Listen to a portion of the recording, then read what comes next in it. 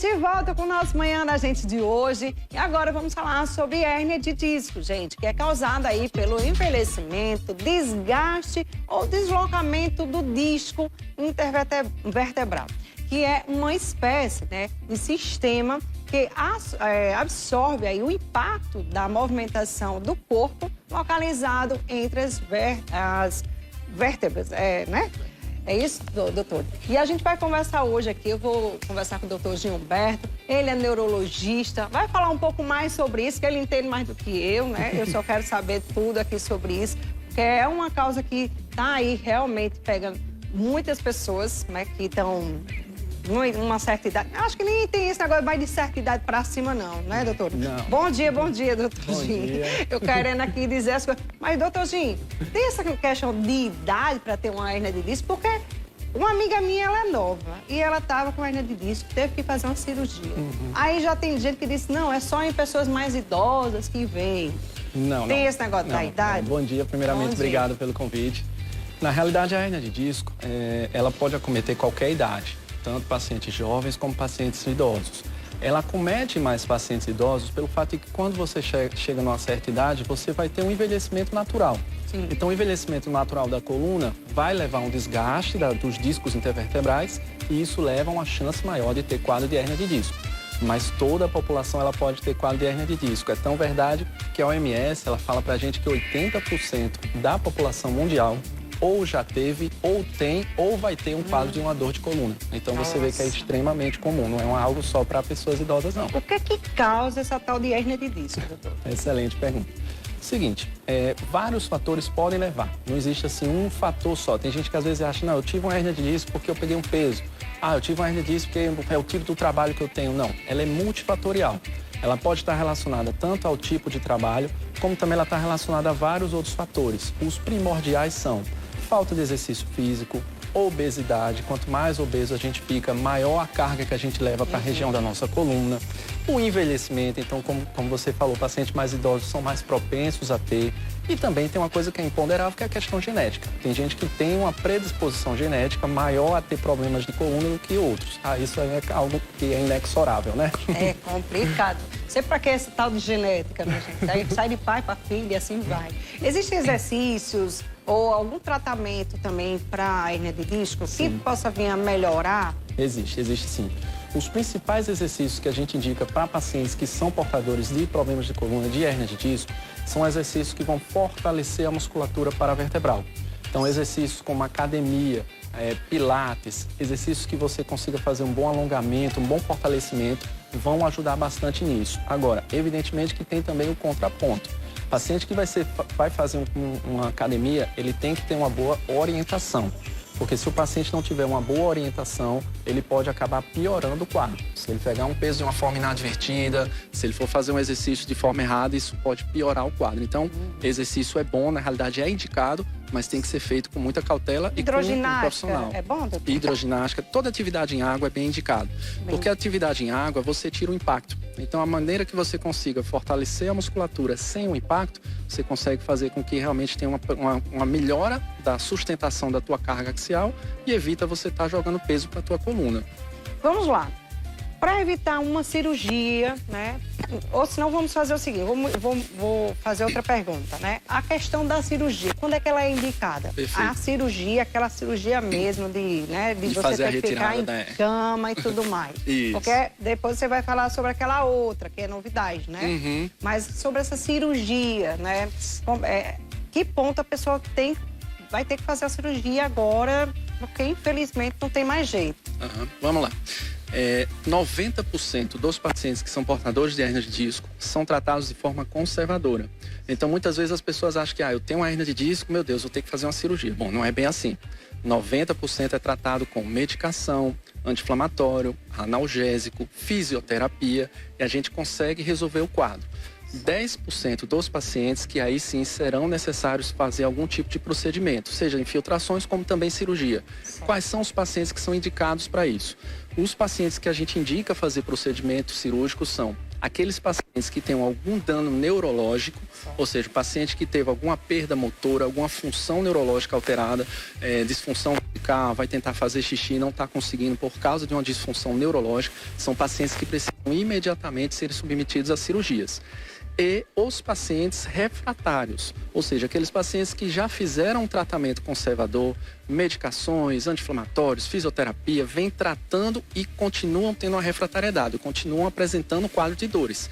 Então, essa refratariedade também é uma indicação de fazer algum tipo de abordagem para a gente poder resolver definitivamente isso.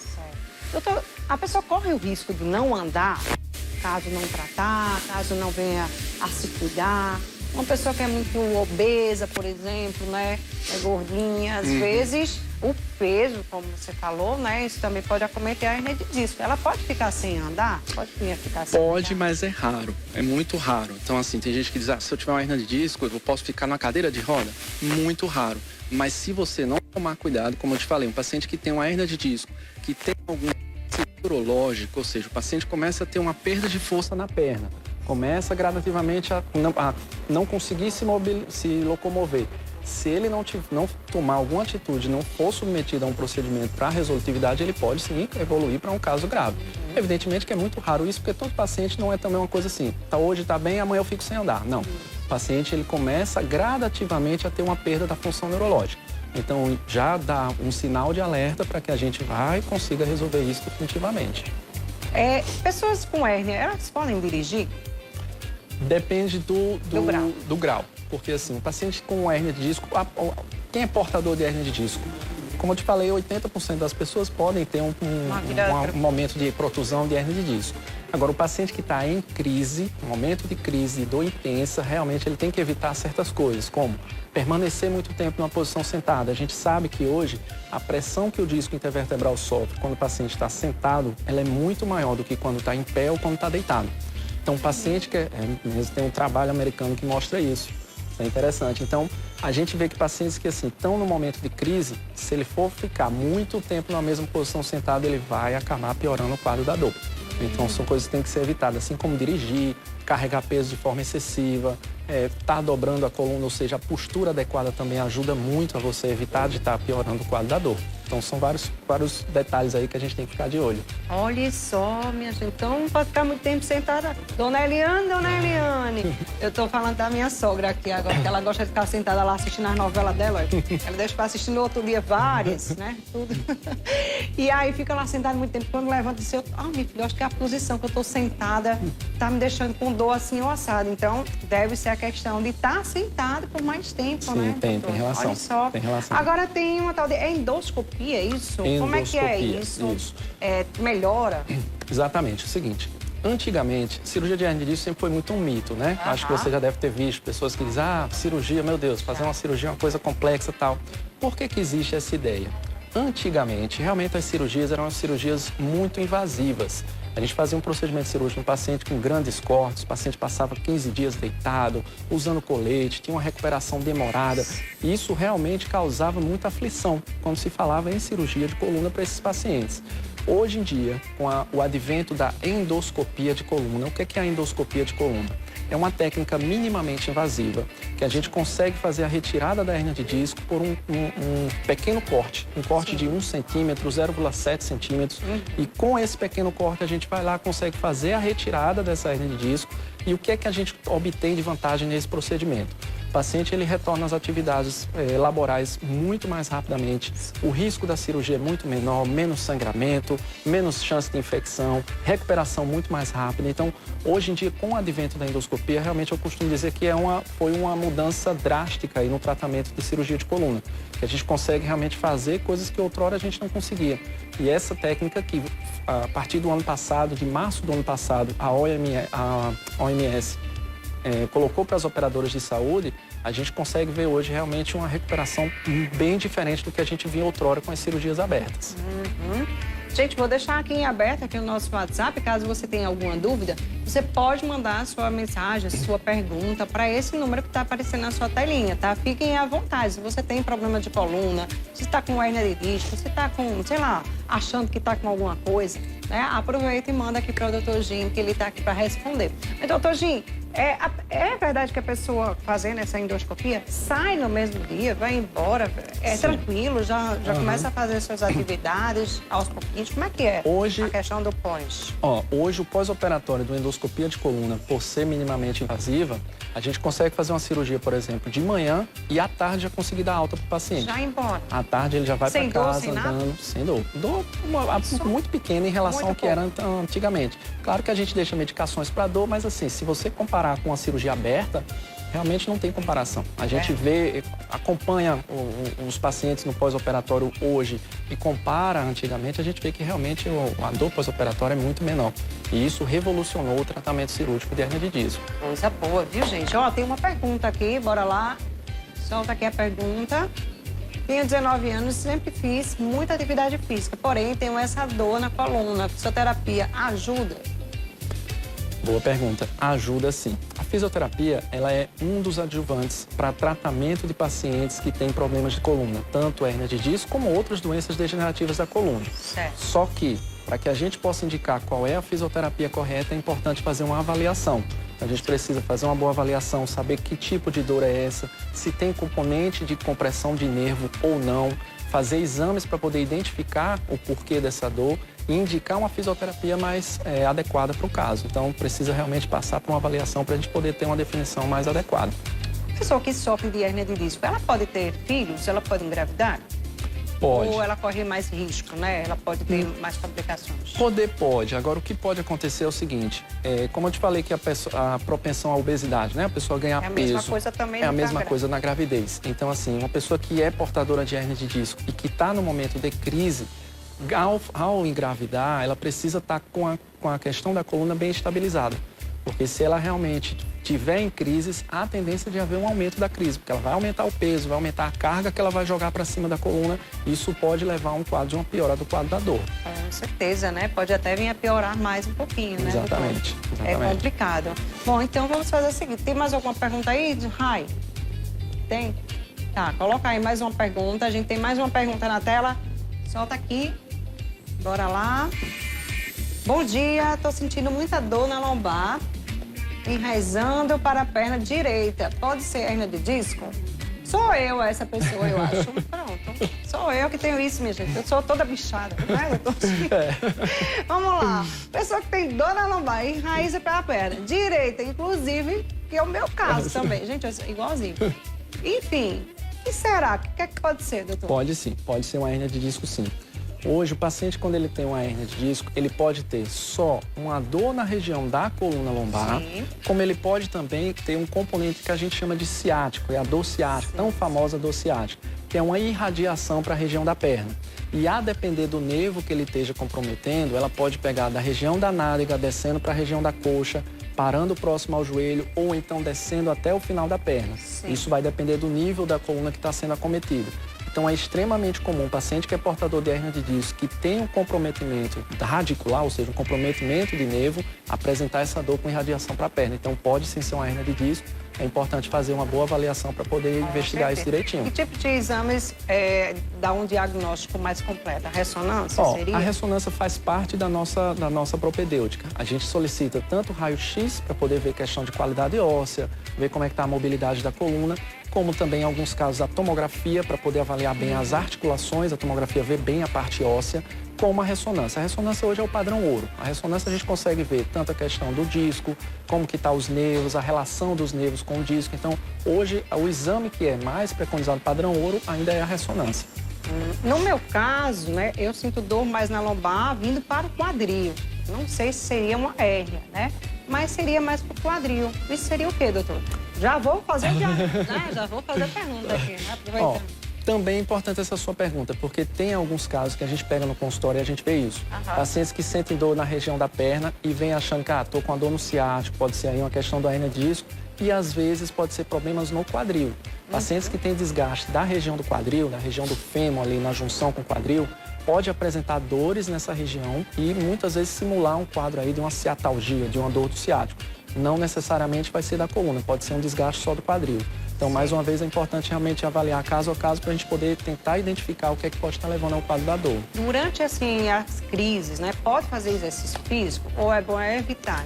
a gente evita exercício na crise. Então, assim, eu costumo dizer muito aos pacientes o seguinte: o exercício físico, ele é um dos melhores tratamentos para pacientes portadores de hérnia de disco. Certo. Mas em crise, se você for fazer, você pode muitas vezes piorar. Então, o que é que a gente preconiza? Inicialmente, melhorar a inflamação, então tratar essa inflamação, seja com medicação analgésica, seja com anti-inflamatório, seja com fisioterapia. Algumas vezes vão ser necessários alguns procedimentos até de infiltração, que a gente faz umas medicações diretamente no ponto que está inflamado. Melhorou a dor, saiu da crise, aí a gente precisa de um bom fortalecimento muscular para quê? Para proteger a coluna e evitar de vir a ter novas crises no futuro e conseguir realmente controlar isso aí, entendeu? Maravilha. Tem mais uma pergunta. Bora lá. Quem já fez cirurgia e tem haste na coluna, pode dirigir caminhão? Nossa. E aí, doutor? Boa pergunta. Caminhão é grande, né? Cirurgia com haste da coluna, provavelmente ele deve ter feito um procedimento que a gente chama de artrodese. O que é isso? É um procedimento que a gente coloca pinos, coloca haste e que tem as indicações um pouco diferentes de hérnia de disco. A indicação geralmente é um paciente, ou pacientes que sofrem fratura, que não é o caso, ou pacientes que têm uma doença com instabilidade da coluna. Então, às vezes, a gente nasce com alguma instabilidade, a coluna ela não tem uma estabilidade fixa e aí é necessário você fazer a colocação de pinos para poder estabilizar essa coluna. Então, assim, não é que pode dirigir caminhão. Isso vai depender muito do pós-operatório, isso vai depender muito de como o paciente ele evolui. Eu vejo pacientes, pronto, eu sempre gosto muito de dar esse exemplo no consultório, que a gente tem, por exemplo, a Maia Gabeira, você deve saber, a windsurfista, ela fez uma artrodese da coluna e ela continua aí surfando ondas gigantes tranquilamente. O Serginho, que é o líbero do vôlei, ele fez uma cirurgia de coluna, colocou parafuso na coluna e voltou, jogou, inclusive foi campeão olímpico aqui no Rio de Janeiro. Tá vendo? Uma amiga minha também, ela fez, é um milagre. Ela falou assim, eu sou um milagre. Fiz cirurgia, ficou acamada um tempão, né? E aí, hoje, graças a Deus, teve filho dela. Isso eu perguntei assim se a pessoa pode ter ou não. Mas aí, depois de um tempo, já faz um tempinho, né, que ela tinha feito. Então, ela teve filho e tudo, Miguelzinho, tá grandão. Enfim, então, graças a Deus, tá aí. É milagre, né, gente? Ela fala assim, eu sou um milagre. Meu caso é um caso bem extremo, assim. Meu Deus do céu. Na época, eu não conhecia ela, né? Na época que ela fez essa cirurgia. Então, eu soube depois. Isso é caso a caso. É como a gente diz, existem pacientes que também podem evoluir com quadro de dor crônica. Isso. E aí já é outro caso. É aquele paciente que ele tem uma compressão do nervo, foi feita a descompressão, mas que causou o que a gente chama de uma dor de memória, que é uma dor neuropática. Você faz o exame, o nervo está completamente solto, mas esse paciente ficou com um quadro de dor crônica. Então, são pacientes um pouquinho mais complexos, que aí sim realmente vai ser difícil poder fazer atividade, estar dirigindo um caminhão por muito tempo, ficar numa mesma posição por muito tempo. Então, é um paciente um pouquinho mais complexo, mas que, graças a Deus, felizmente, são a minoria, não é? A maioria dos pacientes são submetidos a cirurgias que evoluem para isso. Muito bem. Tem mais uma pergunta, bora lá. Sobre a endoscopia da coluna, pode ser feita para qualquer idade, principalmente uma idosa? Para idosa, para qualquer idade? Pode ser, qualquer idade. Eu sei que a minha amiga, ela é nova, é até a esposa do Serginho, a Camilinha, e ela fez, foi através dela que eu vim saber disso, eu nem sabia. E então pode ser feito tanto por gente mais jovem como por idosos. Inclusive, para pacientes mais idosos é até bem indicado, por quê? Porque o paciente idoso, como a gente sabe, ele é um paciente que pode ter mais complicações durante o procedimento cirúrgico. Então, ao você fazer uma endoscopia nesse paciente, como você está fazendo um procedimento minimamente invasivo, com menos complicações, a chance desse paciente evoluir com menos complicações é maior. Então, não tem nenhuma restrição em relação à idade, não. Pacientes jovens, idosos, inclusive idosos, é até mais indicado, entendeu? Coisa boa, viu? Então, tá aí, gente. Tem mais alguma pergunta aí, Rai? Solta mais uma pergunta. Bom dia, Marília. Sinto dores na coluna e um choque forte nos joelhos. O que pode ser?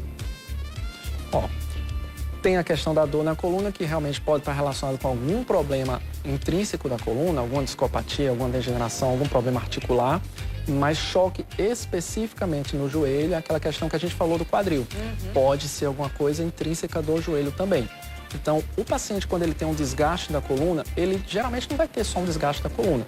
É muito comum você ver um paciente que ele tem um problema da coluna, mas ele tem um desgaste do ombro, um desgaste do quadril, um desgaste do joelho. Então, é um paciente que ele precisa fazer uma avaliação pormenorizada de cada dor que ele sente. Então, pode ser alguma coisa relacionada à coluna, principalmente pela questão da dor, mas o fato de ter um choque, uma queixa intrínseca do joelho, às vezes necessita de uma avaliação também da parte do joelho para ver se não tem nada aí que possa estar levando a isso, entendeu? Tem gente que tem tipo uma cãibra na perna e às vezes não consegue mexer, não consegue, tipo assim, aquele negócio, aquela dor puxando, sabe, doutor? Isso pode ser o quê? Pode ser inflamação de nervo. A inflamação de nervo, ela tem uma característica de dor que varia de paciente para paciente. Sim. Pode ser uma dor do tipo agulhada, do tipo pontada, do tipo choque. Tem dores que são relacionadas com a temperatura. O paciente fala que no frio ele sente mais. Pode ser uma dor característica de cãibra. Então tem gente que diz, doutor, eu sinto uma cãibra que vai uma dor intensa. Puxando, isso né? pode estar relacionado à inflamação de nervo. São características de dores do tipo neuropático, ou seja, dores da inflamação do nervo. Tem mais uma pergunta, Rai? Tem mais uma? Vamos lá. Você já tá aí perguntando, hein? Bom dia. Quando acordei um dia, não consegui levantar da cama. Tenho 21 anos. Isso pode ser hérnia de disco? Depende, né? Depende. Depende, né? Depende. Porque como? Saber assim, se foi a dor, a localização da dor, por que não conseguiu levantar. Porque também existem doenças intrínsecas da coluna, doenças reumatológicas que podem levar a quadro de dores da coluna. Então, aí realmente a gente precisa tomar uma boa avaliação, né? Para saber se realmente é uma coisa ou outra. Vamos lá, tem mais uma pergunta. Vamos lá. Bom dia, eu tenho hérnia de disco na lombar cervical. Pode fazer cirurgia? Na lombar e na cervical, é isso? Deve ser isso, não é? Isso na lombar e na cervical, deve ser nos na cervical, dois. Né? Tanto existe procedimento cirúrgico para a coluna lombar, como existe também para a coluna cervical, que hoje também é feito com técnicas minimamente invasivas. Não é endoscopia, a gente faz aqui entrando pela frente do pescoço, um cortezinho pequenininho, mas que, como eu falei anteriormente, 90% dos casos são tratados sem cirurgias. Então, apenas aqueles 10% ou de pacientes refratários ou pacientes que têm algum quadro neurológico que podem sim ser tratados com cirurgia. Maravilha. Vamos fazer só mais uma, né? Que a gente já está com um tempo bem corrido. Bora lá, mais uma. Bom dia, sou Gilvando. Tenho uma cervicalgia e lombalgia degenerativa, com muitas dores e dormência nos braços, em pernas. Eita, e perna, corro risco de ficar paraplégico. Misericórdia. E aí, doutor? Tem um monte de coisa aqui, viu? Essa é uma pergunta muito comum. A gente tem muitos pacientes no consultório que perguntam isso. Diz assim, doutor, eu tenho uma hérnia de disco, se eu não fizer nada, eu vou ficar paraplégico? Bom, não é bem assim. O paciente não vai estar hoje bem e amanhã acordou paraplégico. Como eu expliquei anteriormente, o paciente que que possa evoluir para algum quadro neurológico e uma perda da sua função neurológica, isso acontece de forma gradual e lenta. Existem pacientes que às vezes têm problemas da coluna cervical, com compressões da medula, que se nada for feito, ele vai evoluindo de forma gradual. É aquele paciente que num dia ele percebe que vai pegar um copo e o copo caiu da mão. E aí ele não faz nada, vai passando, ele levanta e vê que agora está perdendo mais a função da mão. Então, se ele não for fazendo nada, ele começa a perder a função do braço e do outro braço e assim, e pode realmente evoluir para um quadro de uma perda da sua mais grave. Mas isso é mais raro porque o paciente, ao menor sinal, ele vai procurar um atendimento médico para tentar realmente uma resolutividade mais rápida, né? Maravilha, viu? Bom, acho que a gente conseguiu tirar a dúvida, né, dos nossos telespectadores, né, e também tirar as nossas dúvidas aqui no programa. Obrigada, viu, doutor Gil, por seus esclarecimentos. Volte sempre aqui para a gente debater outros temas aqui no nosso programa, tá bom? Tá bom, minha amiga. Obrigada. E olha só, gente, paraibano, chamada aí, Roberto